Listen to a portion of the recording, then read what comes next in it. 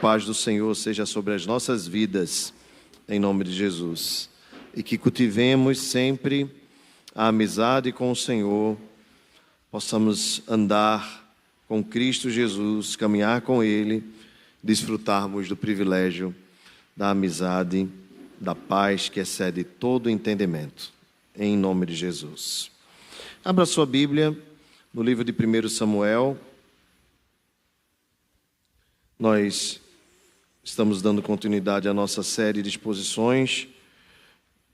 Nós iniciamos no mês passado no livro de 1 Samuel. Hoje, queridos irmãos, nós iremos expor a segunda parte do capítulo 1, os versos de 9 a 20, ou pelo menos 9 a 18. Por isso eu peço sua atenção à leitura da palavra do Senhor.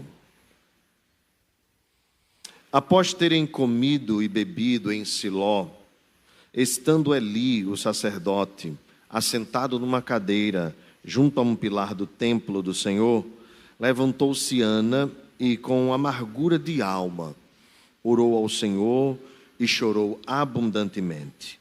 E fez um voto, dizendo: Senhor dos exércitos, se benignamente atentares para a aflição da tua serva, e de mim te lembrares, e da tua serva não te esqueceres, e lhe deres um filho varão, ao Senhor o darei por todos os dias da sua vida, e sobre a sua cabeça não passará navalha.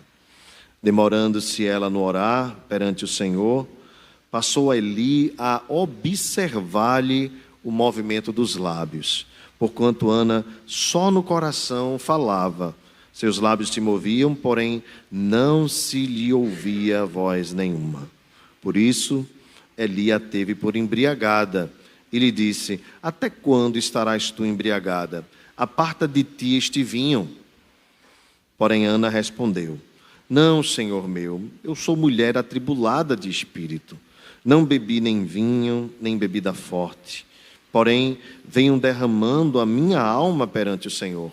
Não tenhas, pois, a tua serva por filha de Belial, porque pelo excesso da minha ansiedade e da minha aflição é que tenho falado até agora. Então lhe respondeu Eli: vai-te em paz, e o Deus de Israel te conceda a petição que lhe fizeste. E disse ela: acha a tua serva mercê diante de ti. Assim a mulher se foi seu caminho e comeu, e o seu semblante já não era triste. Amém, irmãos. Vamos orar mais uma vez. Pai, te louvamos por tua palavra, por este local que nos acolhe, mas acima de tudo pelo teu Espírito Santo, que inspirou a Escritura e que habita em nós e é poderoso para perscrutar os nossos corações, sondar o nosso interior, de sorte que apenas Ele é capaz de fazer a aplicação correta da tua palavra às nossas vidas. Estamos aqui, Senhor, diante de ti, abertos. Exorta-nos, corrige-nos, conforta-nos, faz com que a tua glória seja manifesta em nós e que saiamos daqui melhores do que entramos para a glória do teu nome. Te pedimos isto, confiados em Jesus, o nosso Salvador. Amém e amém. Amados irmãos, quero também reforçar que a exposição do livro de Samuel, bem como outras exposições, estão disponíveis no nosso canal do YouTube, Igreja Presbiteriana de Fragoso. Os irmãos aqui, também aqueles que nos acompanham através da transmissão, podem acompanhar esta série, outras séries também estão disponíveis. O nosso texto, irmãos, 1 Samuel, capítulo 1, versos de 9 a 20, é a continuação do relato histórico do nascimento de Samuel. E antes, a história dos seus pais, Elcana e Ana. Elcana era um homem piedoso, um homem justo, e tinha duas mulheres. Provavelmente essa anomalia ao plano de Deus, do casamento, né? Deixa o homem pai, sua mãe, se tornará os dois, né? Uma só carne, tenha sido muito provavelmente pela condição de Ana não poder dar filhos a Elcana. Assim como Abraão tomou a serva Agar, Elcana também tomou Penina para que pudesse ter uma posteridade. Isso não revela que é a vontade de Deus, mas na verdade revela muito do coração humano, a desconfiança, a falta de fé muitas vezes, às vezes condições culturais que se aproximam das famílias do Senhor. Mas o que isso ocasionou prova, mais uma vez, que não era a vontade de Deus que assim o fosse, visto que Penina tinha dado filhos a Elcana, Ana não, e isso causava desconforto, de maneira que Penina sempre perturbava Ana. E há um detalhe curioso aqui na história, nós vimos na semana retrasada, né, que Elcana sempre ia oferecer sacrifícios junto com a família, com os filhos, resultado do seu casamento aí da sua união com Penina. Ana também subia, todos eles saíam de Ramá e iam até Siló para adorar ao Senhor. E o texto nos diz que quando eles voltavam, Ana era irritada, era provocada por Penina. E eu estava lembrando aos irmãos como é curiosa essa cena, porque elas iam adorar a Deus e voltavam brigando, né? Ou pelo menos o caso de Penina, né? Voltava provocando a Ana. E eu lembrei aos irmãos que muitas vezes o fato de nós estarmos na igreja não elimina a nossa antiga natureza, que muitas vezes quer sobressair, né?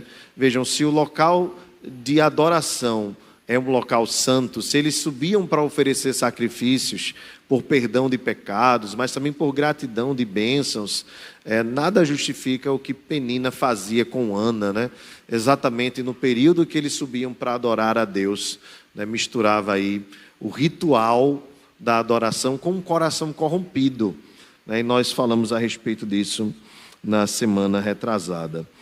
Nós precisamos então, apenas com uma aplicação breve para nós entrarmos no texto, temos muito cuidado, irmãos, porque a presença aos cultos, a nossa participação na igreja, mesmo nos ministérios mais diversos, não pode servir para nós como capa para esconder o nosso coração. Nós estamos aqui numa batalha constante contra o eu, contra o nosso coração. Não se engane, você não tem um bom coração. Eu também não tenho um bom coração. Nós, por natureza, temos um coração caído. Houve um milagre da parte de Deus que operou em nós uma obra regeneradora tão maravilhosa, nos deu um novo coração, mas a velha natureza ainda habita dentro de nós e milita contra a nova natureza. Por isso nós precisamos deixar a antiga natureza à míngua e alimentarmos a nova natureza. Parece que não era assim que estava acontecendo nessa situação. Penina, embora tivesse todo o ritual de ir à igreja, de sacrificar, o seu coração ainda era perverso, o seu coração ainda era caído. Ela desejava o mal para aquela a quem ela deveria desejar o bem. Assim sendo, precisamos estar sempre atentos, irmãos, para que os hábitos, os costumes, as tradições religiosas não se tornem para nós um local que esconde, ou algo que esconde uma realidade mais terrível do nosso coração. Nós saibamos lidar com o nosso coração assim com muita seriedade. O coração é um caldeirão. A gente precisa ter muito cuidado com ele. E descuidarmos mais do outro, no sentido de observarmos mais a vida do nosso irmão, porque a gente tem tanta coisa ainda para resolver internamente, né?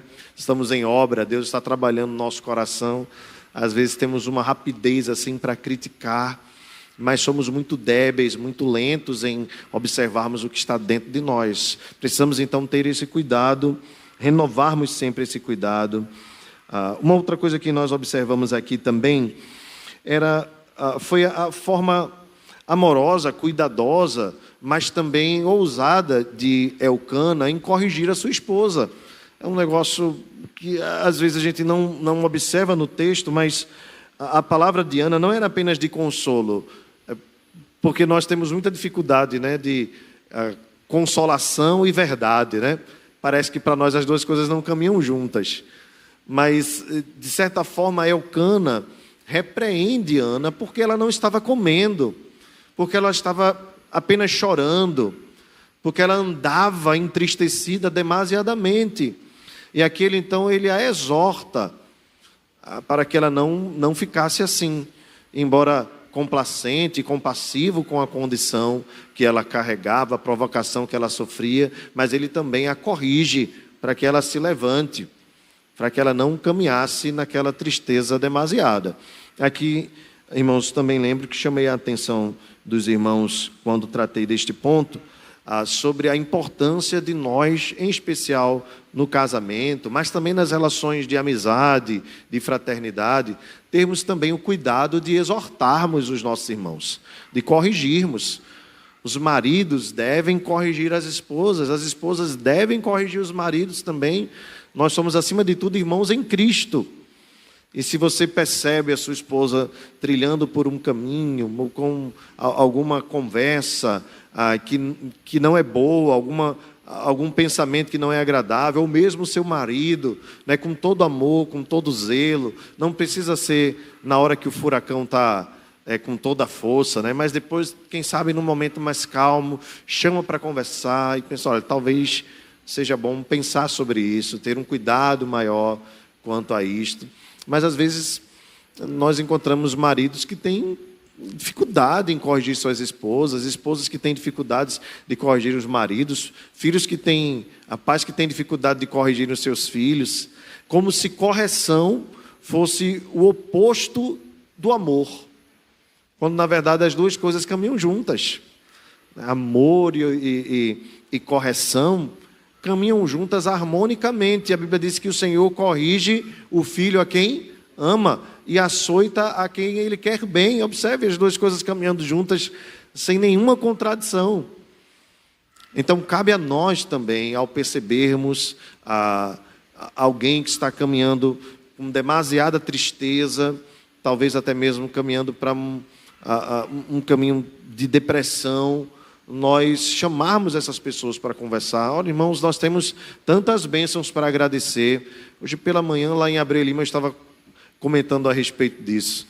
Nós somos o sal da terra e a luz do mundo. Eu estava lembrando aos irmãos a beleza da vida. Muitas vezes nós entramos no automático, na caminhada, e não percebemos que estar aqui é um privilégio, que estar vivo é um privilégio. Nós passamos por uma pandemia e nós sobrevivemos. Glória a Deus por isso. Você acorda todos os dias. Quando você dorme e quando está acordado também, você não tem controle nenhum do que está acontecendo no seu corpo. Quantos batimentos cardíacos aconteceram?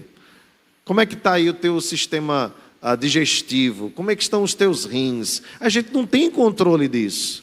A gente confia que Deus é quem nos dá vida. Então, quando nós acordamos pela manhã, não é mais um dia enfadonho e cansativo para viver. É mais uma oportunidade de celebração.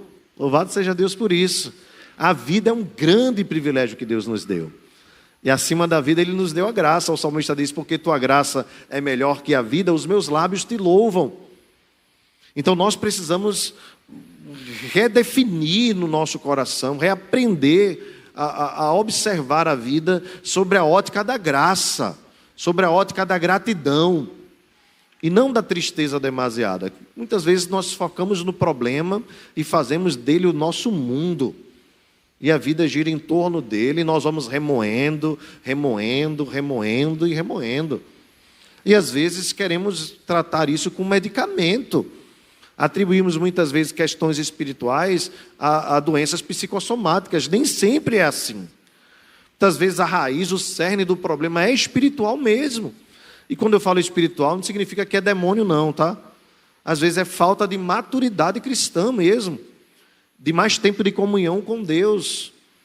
De mais tempo de abnegação, de entendimento da beleza da vida, do Evangelho.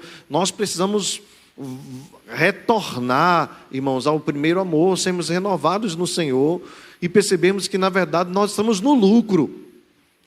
No lucro. Se você está vivo, se você tem Cristo Jesus, você está no lucro. Você não precisa esperar uma nomeação para ser alguém feliz. Você não precisa esperar trocar de carro para ser alguém feliz. Você não precisa esperar quitar o seu apartamento para você ser feliz. Você tem a Cristo Jesus. Satisfação é ter a Cristo, diz a canção antiga, né? E aí nós precisamos entender que Cristo não é apenas o que nós precisamos, embora seja, mas Ele também é tudo o que temos. Porque o restante das coisas que você diz ter, na verdade são temporárias e passageiras. Marido e esposa é uma condição temporária. Um dia um dos dois vai partir, depois o outro parte. Filhos são temporários. Bens são temporários. Mas Cristo é eterno. Na verdade, a única segurança que nós temos nesta vida é o Senhor. Elcana, então, redireciona com sabedoria a vida de Ana. E quando eles sobem, a coisa muda. Veja que é curioso, porque o texto nos diz que a Penina fazia isso continuamente. Mas houve um momento que Elcana interviu na história. E a palavra de Elcana mudou a perspectiva de Ana. Ana agora sobe e derrama a sua alma perante o Senhor. Um bom marido, uma boa esposa, um bom amigo, são aqueles que te chamam a atenção e te levam para mais perto de Jesus. Cuidado com as amizades que dizem para você, não, você está certo mesmo. Talvez Ana esperasse plateia, né? Elcana dissesse assim, não, você está certa, Penina realmente é muito ruim e tudo mais. Só que a Bíblia diz que foi o próprio Deus quem encerrou a madre de Ana. A questão não tinha a ver com Penina. A questão era Ana e Deus, o tempo de Deus, a forma de Deus, os planos de Deus. E às vezes nós queremos, quando nós estamos nessa situação, contagiar as pessoas com a nossa tristeza.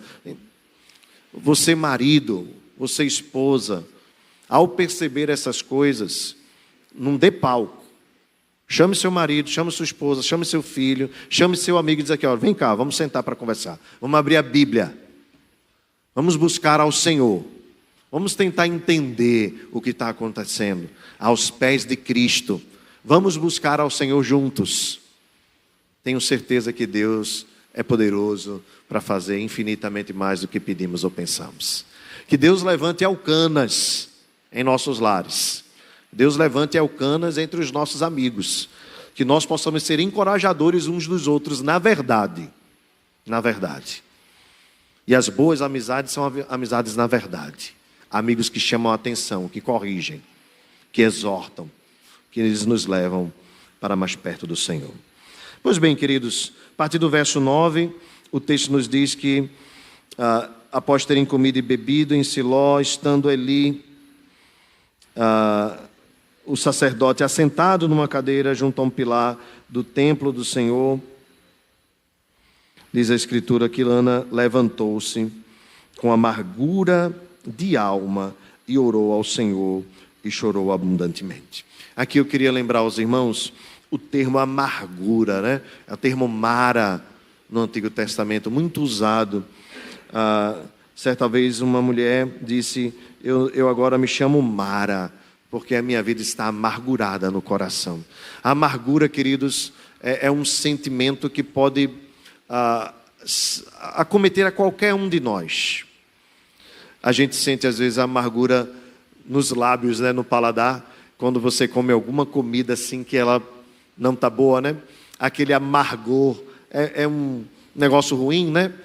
Alguns costumam até chamar no popular de ranço, né? Sentir aquele ranço, né? Quando você chupa um caju, né? Quem chupa caju sabe bem, às vezes fica aquele negócio, amargura de alma, você imagina. Porque quando é uma amargura física, a gente come alguma coisa por cima, ou escova os dentes, ou toma água e resolve. Mas quando é amargura na alma, quando a coisa é interior, primeiramente nós precisamos lembrar que nós como cristãos não estamos imunes às amarguras da vida. A teologia da prosperidade mentiu ao declarar que a vida cristã é uma vida de triunfalismo barato. Isso já caiu por terra, irmãos, já caiu por terra. Nós temos a certeza, pelas próprias palavras de Jesus, que a vida cristã muitas vezes vai enfrentar aflições, que nós vamos passar por lugares difíceis, que nós vamos enfrentar situações de desânimo. Lembra do peregrino lá no livro de John Bunyan, quando ele entra caminhando no pântano do desânimo? E é curiosa ali a figura, tanto no livro quanto no filme, porque à medida que ele vai tentando pelas suas próprias forças resolver a situação, como era um local de pântano, né, ele se afundava cada vez mais. Né? Para a gente aqui, talvez a melhor referência seja um mangue, né? Aquela lama densa que quanto mais você se mexe, pior a coisa fica, dificilmente você vai conseguir sair pela sua própria força. Por isso, com amargura de alma, Ana orou ao Senhor. Aqui é a postura de quem conhece a Deus e de quem foi relembrada de quem é Deus. Ana, então, ora e chora abundantemente. Meus irmãos, a palavra de Deus diz no Salmo 62, confiai nele, ó povo, em todo tempo. Derramai perante ele o vosso coração. Deus é o nosso refúgio. Há um desejo do Senhor de nós termos o nosso coração derramado perante ele. E muitas vezes Deus promove isso por meio das tribulações, por meio das perseguições, por meio das dores, das aflições. Como ele fez com Israel no deserto, e ele mesmo proclamou em Deuteronômio, quando o povo está prestes a entrar uma nova geração na terra prometida, ele diz: fui eu quem te fiz passar por esse deserto, para te humilhar, para te provar, para saber o que estava no teu coração. Muitas vezes, queridos, as circunstâncias da vida não são simplesmente situações ocasionais, não são nunca, na verdade, ocasionais. Todas elas estão dentro de um plano, de um propósito do Senhor, para nos aproximar mais dele, para que a sua glória seja manifesta. Eu lembrei aos irmãos na semana passada e os nossos estudos durante as quartas-feiras no breve catecismo de Westminster. Para mim, uma das coisas que mais marcou foi as perguntas que se referem aos decretos de Deus. Entre elas, as perguntas que dizem que a resposta que diz que todas as coisas Deus decreta para a sua própria glória e que tudo redundará em glória para ele, mas também que tudo que Deus decreta é para o bem da sua igreja. Irmãos, Ana é uma filha do pacto, Ana é uma filha da aliança. Ana não está fora das bênçãos prometidas a Abraão. Deus tinha um plano na vida dela. Entretanto, o Senhor tem os seus próprios caminhos, tem os seus próprios métodos, tem os seus próprios meios, as suas veredas. E assim como foi na vida de Ana. Muitas vezes, meus irmãos, ele também promove nas nossas vidas situações para que nós nos aproximemos mais dele. Ana, então, ela não chega simplesmente com um problema, né, ou com uma marca, uma ferida. Ela chega ferida mesmo. A coisa estava rasgando o seu coração. O problema era interior, ela precisava ir. Apesar do amor de Elcana, apesar da provocação de Penina, apesar da sua esterilidade, Deus tinha algo para tratar no coração de Ana, e Deus tratou no coração da sua serva. A dor de Ana, irmãos, e muitas vezes as dores têm a capacidade de afastar as pessoas de Deus. A dor de Ana foi, pelo contrário, o meio pelo qual Deus usou para que ela se aproximasse dele. Por isso, não negligenciemos as tribulações, jamais. Por isso a Bíblia diz assim: bem-aventurado é o homem que suporta a provação com perseverança, porque depois de ter sido aprovado, receberá a coroa da vida, a qual o Senhor prometeu àqueles que o amam. E que nós devemos nos sentir felizes ao passarmos por várias tribulações. Observe, irmãos, geralmente nós não costumamos fazer a junção de tribulação e alegria e bem-aventurança. A Bíblia faz tranquilamente, porque na verdade Deus tem os seus próprios planos. Leve a sua dor à presença do Senhor. Se Ana nos ensina algo nestes primeiros versos da nossa exposição, é a importância de nós chorarmos aos pés do Senhor, nós colocarmos a nossa alma abatida, prostrada na presença do Senhor. A canção antiga diz: se tu me alma a Deus suplica, e não percebes, e não recebes, confiando fica em suas promessas, que são muito ricas e infalíveis para te valer. Por que te abates, ó minha alma, e te comoves perdendo a calma? Não tenhas medo, em Deus espera, porque bem cedo Jesus virá. Amém. Nós precisamos entender, irmãos, que a vida cristã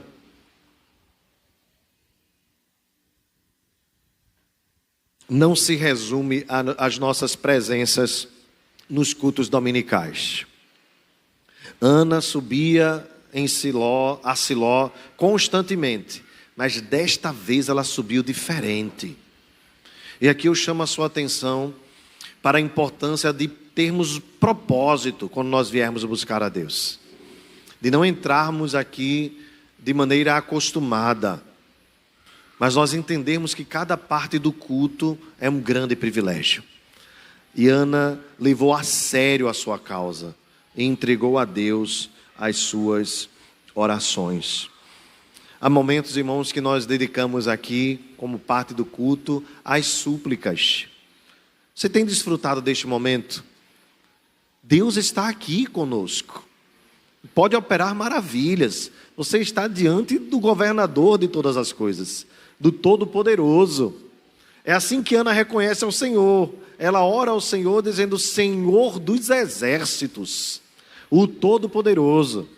O exército da terra, os exércitos da terra, os exércitos dos céus, tudo que existe, existe para glorificar a Deus, toda a criação.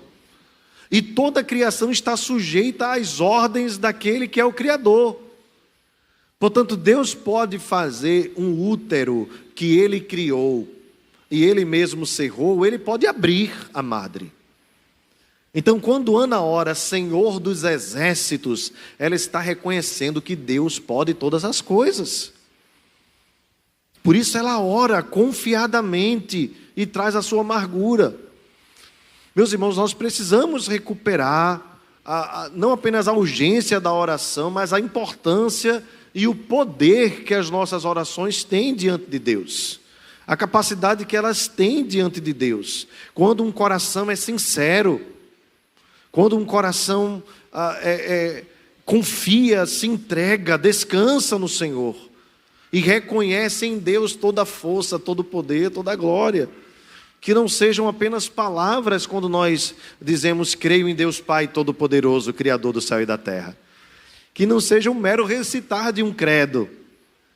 Que quando nós cantarmos: Tu és soberano sobre a terra e sobre os céus, Tu és Senhor. Terra e céu significa para nós que Deus é soberano sobre tudo, inclusive sobre os nossos corpos, sobre as enfermidades que estão em nós. Nós possamos reconhecer que Deus pode transformar a nossa história, que Deus pode operar maravilhas se assim for da sua vontade. Ele pode fazer a mulher estéril ser alegre mãe de filhos, é o que nós observamos aqui no texto. Então ela se apresenta exatamente dizendo: se benignamente, Senhor dos exércitos, atentares para a aflição da tua serva, e de mim te lembrares, da tua serva não esqueceres, e lhe deres um filho varão, ao Senhor o darei por todos os dias da sua vida, e sobre a sua cabeça não passará navalha. Ela está dizendo: Senhor, se tu me deres, não será para mim, será para ti. A Bíblia diz assim: pedis e não recebeis, porque pedis mal. Ana pediu e recebeu, porque pediu bem. Pediu da forma correta, com um propósito correto. Não tinha a ver com Penina meramente. Mas muito provavelmente, e aqui muitos comentaristas acreditam nessa perspectiva, toda mulher judia esperava ser parte da família da redenção. Quem sabe até mesmo poder gerar o Salvador do mundo. Quem sabe o precursor. Queria que Deus operasse por meio dela o seu grande e soberano propósito da redenção de Israel. Nós vemos isso na outra Ana, lá em Lucas. Nós vemos isso em Simeão. E se nós pensarmos bem, se Ana quisesse a bênção para si, ela diria: Senhor, esse filho é meu, e eu vou ficar com ele, e ninguém me tira, e eu quero cuidar dele, eu quero criá-lo, quero tê-lo por perto todos os dias da minha vida. Mas Ana diz o contrário: eu o darei todos os dias da sua vida. Senhor, é teu. E a Bíblia diz que os filhos são herança do Senhor. Não apenas porque vêm do Senhor, mas porque eles pertencem e continuarão pertencendo ao Senhor. No verso 12, o texto diz que Ana, demorando-se no orar perante o Senhor, passou Eli a observar-lhe o movimento dos lábios. E aqui eu chamo a atenção, irmãos, que há situações que, humanamente falando, são difíceis de entender. E aqui, embora alguns possam até mesmo tecer algum tipo de crítica a Eli estava olhando o que os olhos carnais podem ver. Achou estranha a postura de Ana. Mas havia um Deus que estava olhando para Ana. E Ana não estava orando simplesmente perante o sacerdote, mas ela estava orando perante o Senhor. É o que nos diz o texto no verso 12. Ana, demorando-se no orar perante o Senhor. Ela não apenas perseverava, mas ela perseverava diante de quem poderia mudar a sua sorte. E, meus irmãos, nós precisamos resgatar a perseverança na oração. Se nós percebermos e formos bem honestos, talvez a maioria de nós, se não todos nós, reconheceremos que ainda somos falhos demais na oração. Ao olharmos para os grandes homens de Deus, nós percebemos o quanto eles se dedicavam à oração. Eu citei Lutero, e o qual dizia que quando tinha um dia muito cheio, dedicava o tempo dobrado à oração. Nós precisamos resgatar isso. Talvez você não consiga passar as 4 horas que Lutero passava. Talvez você não consiga passar as 2 horas. Talvez você não consiga, mas talvez você possa perseverar um pouco mais. Investir um pouco mais de tempo. Eis as nossas reuniões de oração na quarta-feira, públicas. Eis as nossas reuniões, o tempo de oração nos pequenos grupos. Eis o tempo de oração que nós podemos ter em família. Eis o tempo de oração que nós podemos ter trancados no nosso quarto, a sós com Deus. Meus irmãos, perseverarmos em oração é um grande privilégio e não é perda de tempo. Talvez aconteça com você o que acontece em muitas famílias, inclusive na minha. A vida é tão corrida, as rotinas, as demandas, e às vezes nós saímos de manhã e nem nos ocupamos em orar. Ora, você vai, sob a sua própria proteção, trabalhar? É você quem cuida de você ou é Deus quem cuida de você? Se é Ele quem cuida, consagre ao Senhor o seu dia. Nós não deveríamos, irmãos, jamais nos conformar em sairmos para trabalhar pela manhã sem dedicarmos um tempo, ainda que curto, de oração. Às vezes a gente não pode atrasar no trabalho, mas a gente atrasa no nosso tempo de oração. Às vezes os nossos hobbies, nós dedicamos mais tempo de oração a eles do que a vida na comunhão com Deus, né? Meus irmãos, o celular tem tomado o nosso tempo assim de forma absurda. O passar dos rios, os algoritmos, as redes sociais, os vídeos e tantas outras coisas. E quando nós juntamos tudo, talvez você precise até dar uma olhadinha lá, o seu Instagram vai dizer quanto tempo você passou. Nós precisamos reconhecer que nós somos tomados por muitas distrações e que, na verdade, a nossa pouca dedicação à oração não é falta de tempo. Não é o trabalho que nos atrapalha. Na verdade, é o nosso coração que está distante do Senhor muitas vezes. E quem sabe hoje é dia de nós retomarmos e colocarmos as prioridades nos seus devidos lugares. É isso que Deus requer de nós, irmãos. Deus não quer que nós nos abstenhamos dos nossos lazeres.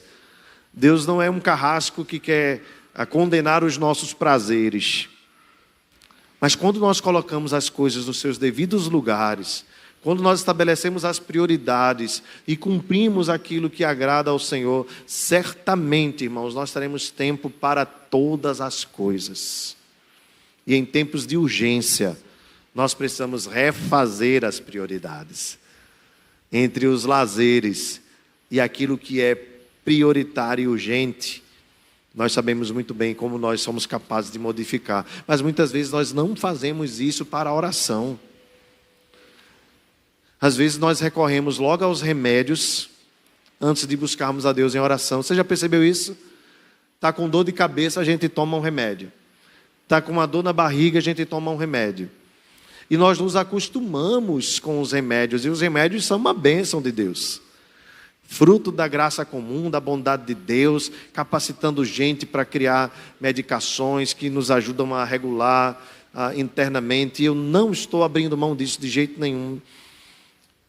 Mas quantas vezes nós, antes de nos medicarmos, poderíamos ter dedicado tempo à oração? Você crê que Deus cura? Sim ou não? Nós cremos que Deus cura. Pode ser através da oração, talvez você nem precise tomar remédio. E aquele problema que você tem no trabalho, que você está pensando aí como resolver, que estratégia utilizar, talvez se você dedicasse um tempo ao Senhor, consagrando, o Senhor poderia ir adiante de você e resolver o problema antes mesmo de você se envolver com Ele. E às vezes até mesmo na obra de Deus. Nós vamos fazer a obra de Deus e ao invés de consagrarmos ao Senhor, de buscarmos a presença de Deus em oração, nós vemos assim, isso aqui eu sei fazer. Isso aqui eu já faço. Eu já sei pregar, eu já sei ensinar, eu já sei tocar, eu já sei fazer tudo, então não preciso orar, não preciso dedicar ao Senhor. Pelo contrário, irmãos, quanto mais capaz você for, você vai perceber o quanto você depende de Deus. Porque tudo vem dEle e é para a glória dEle. Irmãos, o verso 18 nos ensina algo lindo sobre Ana.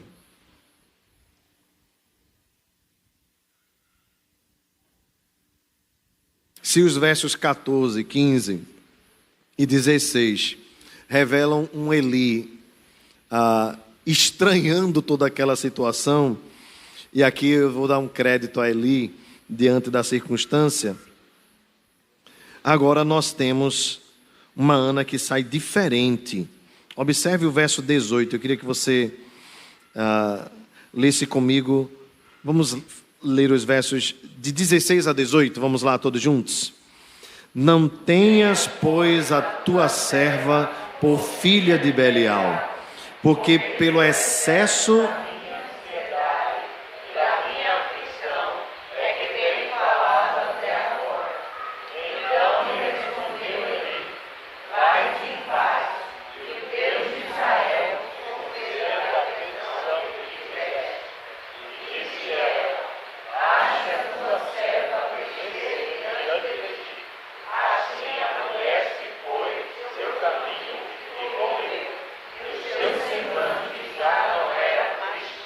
Louvado seja Deus. Você já deve ter tido a experiência de pegar um peso assim pesado e no meio da jornada, no meio da caminhada, sentir que você não ia aguentar. E quando alguém se coloca ao lado e diz assim, eu te ajudo, parece que o caminho se torna mais curto, o fardo mais leve. Meus irmãos, nós muitas vezes carregamos fardos que nós não deveríamos carregar, que são insuportáveis, que nos adoecem, que nos maltratam por dentro. Mas observe a canção que nós entoamos agora. É porque nós não entregamos, diz o hino, tudo a Ele em oração. Andas triste e carregado, de pesares e de dor. Ah, Jesus, eterno abrigo, vai com fé teu mal expor. O que está apertando o teu coração? Qual é a tua dor? Qual é a angústia? O que tem tornado a tua vida amarga? Lança aos pés do Senhor. Lança os teus cuidados ao Senhor. Derrama a tua alma perante Ele. Cuidado com a amargura, porque ela pode não apenas trazer um sentimento pesaroso sobre a tua vida e pesado sobre a tua vida, mas pode também começar a contagiar outras pessoas ao teu redor. Que coisa terrível, imagina. O contágio da tristeza, da amargura é algo assim. Não sei se vocês lembram, mas quando Davi estava em Ziclag e chega com seus valentes, e ao observar a cidade toda devastada, os amalequitas tinham dado com ímpeto sobre a terra, jogado fogo sobre tudo, levado as mulheres, as crianças, e a terra estava uma devastação total. A Bíblia diz que os valentes de Davi, eu estou falando de valentes, tá? Choraram, diz a Escritura, até não terem mais forças para chorar. É raro nós encontrarmos textos que tragam tantos detalhes assim, de ordem emocional, né, de ordem sentimental. Mas você imagina homens que já haviam destruído exércitos, mas agora ao perceberem a situação, ao verem a situação da sua própria casa, ao perceberem a situação do ataque inimigo, eles choram até não terem mais forças para chorar. E o texto diz que eles olharam para Davi e iam apedrejá-lo. Porque a amargura, a angústia, ela muitas vezes comove outras pessoas e muitas vezes faz com que a gente fique encontrando culpados. Sabe aquela história de dar patada em todo mundo? Fulano está dando patada em todo mundo. Se não está num dia bom, está dando patada em todo mundo. Olha, a gente precisa ter muito cuidado quanto a isso, tá? Nós precisamos aprender a controlar as nossas emoções. O Espírito Santo nos ajuda, tá? A nós não sairmos por aí lançando a nossa amargura sobre todo mundo. Você precisa buscar o Senhor, você precisa lançar o seu fardo perante o Senhor. Não dá para ficar colocando a culpa em tudo e em todos. Se o problema está no coração, você precisa tratar diante de Deus. E às vezes acontece do marido fazer isso com a esposa fazer com o marido, irmãos em Cristo às vezes. Não deve ser assim. Agora o que Davi faz é um modelo. Enquanto os homens choravam, amargurados, Davi também chorou, mas Davi deu uma pausa e a Escritura diz: porém Davi se reanimou no Senhor seu Deus. Louvado seja o nome do Senhor. Quando a gente busca o Senhor, irmãos, quando a gente recorre àquele que pode todas as coisas, até o nosso semblante muda. Davi saiu de um homem chorão, lamentador, para um guerreiro. Davi então se levanta e vai atrás do que lhe pertencia. E não apenas resgata mulheres, filhos, mas também traz os despojos de guerra. E ainda distribui com aqueles que no meio do caminho não tiveram condições de chegar até o final. Meus irmãos, quando nós buscamos ao Senhor, quando nós reconhecemos que a nossa força vem do Senhor, quando nós recorremos ao Senhor e percebemos que só Ele é capaz de aliviar o nosso fardo, a coisa muda nas nossas vidas. E aí o texto diz que Ana se foi no seu caminho e comeu. Lembra que o texto diz anteriormente que Ana não comia? Agora ela come, porque o fardo foi lançado perante o Senhor. Isso nos lembra também Davi. Davi é incrível, né? Maravilhoso. Porque enquanto estava angustiado de alma, orando pela criança, ele jejuou. Mas quando a notícia chegou de que a criança já havia falecido, ele se levanta e os seus servos estranham. E Davi diz: enquanto a criança era morta, era viva, eu orava, jejuava pela criança. Mas agora que ela se foi, e a Bíblia diz que Davi comeu, bebeu e adorou ao Senhor. Seguiu a sua jornada, porque entendia que a criança pertencia ao Senhor. E Davi diz: eu irei a ela, ela não virá a mim, eu irei a ela. Eu queria que você, nesta noite, entendesse que os fardos pesados, eles não são para te machucar, não são para te ferir, não são para você ficar prostrados, mas são para que você os lance aos pés do Senhor, para que você reconheça que só nele há fortaleza, só nele há força. E o texto diz: e o seu semblante já não era triste. A Bíblia diz que coração alegre aformoseia o rosto. Ana ficou até mais bonita. Não tinha nem cosmético aqui, ela estava voltando, né? Talvez o cosmético dela fosse o óleo, né, o azeite, tivesse em casa. Mas ela não precisou de nenhum artifício. O seu semblante já não era o mesmo. Você tem reparado como é que vai o seu semblante? Estou falando de plástica não, tá? Mas você já viu que tem gente que com o semblante contagia. Para baixo ou para cima. Às vezes tem gente que está de cara feia o tempo todo. Chupou limão, né? Tem alguma coisa errada. Por que esse azedume aí na vida? Porque esse... Meus irmãos, o crente, diz Piper, é uma doxologia viva. Um crente triste é uma contradição. A alegria é fruto do Espírito Santo. Você é crente, você tem o Espírito Santo habitando dentro de você. A alegria é fruto do Espírito Santo. É fruto. É resultado da obra do Espírito nas nossas vidas. É por isso que nós precisamos ser as pessoas mais alegres deste mundo. Eu não estou dizendo que são as pessoas mais imunes às tribulações. Eu estou dizendo só que nós devemos ser as pessoas mais alegres deste mundo, porque a nossa alegria não depende do ambiente externo. A nossa paz não está delimitada pelas circunstâncias da vida. A paz que alcança o nosso coração é a paz que excede todo entendimento.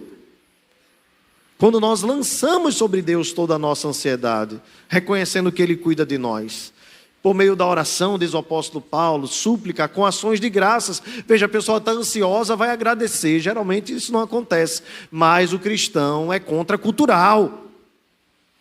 Nós somos chamados a viver uma vida diferente deste mundo. Se o mundo, quando está ansioso, não agradece, nós, quando sentimos a ansiedade bater a porta, nós levantamos as nossas vozes e agradecemos. E a Bíblia diz: e a paz de Deus, que excede todo entendimento, guardará, porá guarda no vosso coração.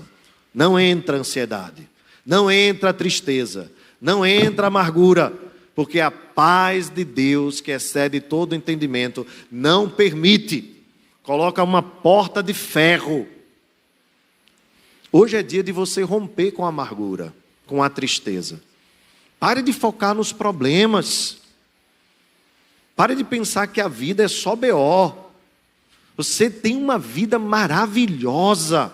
Olhe para você. Olhe para você. Seja renovado no Senhor. Seja renovado no Senhor. Olhe para o que Deus tem te dado. Olhe para quem você é em Cristo Jesus. Olhe para as bênçãos que você tem recebido. Comece a contar, sem tentar esquecer de nenhuma delas. E o resultado vai ser: bendize, ó minha alma, ao Senhor, e tudo que há em mim, bendiga o seu santo nome. Graças te dou, ó Senhor. Graças, graças, mil graças. E se tinha algo que poderia ser contra você, a Bíblia diz que toda cédula que constava contra nós, Cristo rasgou na cruz. Toda a dívida foi paga. Você é perdoado. E certa vez perguntaram a um teólogo o que queria que fosse colocado lá no seu túmulo. Ele disse: a única coisa que eu gostaria é que fosse escrita a palavra perdoado. Se você entende que o perdão de Deus te alcançou, você está pronto para viver e para morrer. Prontíssimo, prontíssimo. E nada mais na vida vai tirar a tua alegria.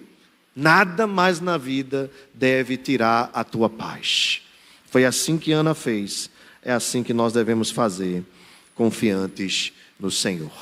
Meus irmãos, para terminar, eu lembro que Ana nos aponta aqui para Samuel, e Samuel nos aponta para Cristo Jesus. Por meio de Samuel, Deus levanta Davi. Isso aqui nos faz lembrar que Deus também já providenciou para nós aquilo que nós precisamos para não vivermos mais com a maior de todas as amarguras, que é a amargura do pecado. Deus já enviou o seu Filho Jesus Cristo. Deus já nos deu o seu melhor. Samuel virá e será profeta e será sacerdote. E foi também um tipo de governador, de juiz ou de rei na transição. Mas a Bíblia não é sobre Samuel, é sobre Jesus. Veio aquele que já veio para nós, a bênção. Se Ana esperava a bênção, e a bênção veio Samuel, para nós veio a bênção maior que é Jesus. Jesus é a maior de todas as bênçãos, é a maior de todas as virtudes.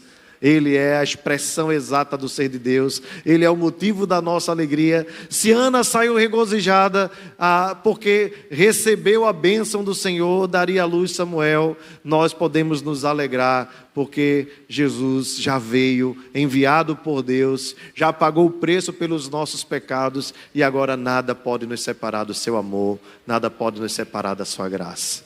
E a nós nos foi dado o privilégio de proclamarmos as virtudes deste Jesus, porque foi dado a Ele todo o poder nos céus e na terra. Vamos ficar de pé.